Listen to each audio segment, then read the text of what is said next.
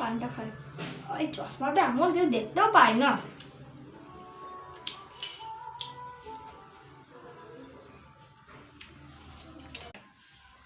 আসবো মাসিমা। স্টার্ট। আরে রূপসী, আজ হঠাৎ এলি? তা বসো বসো বসো। স্টার্ট।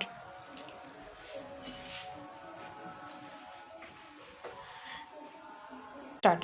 তা আমরা নতুন বৌমাকে কবে থেকে দেখবো দেখবো করে আর আশাই হচ্ছিল না।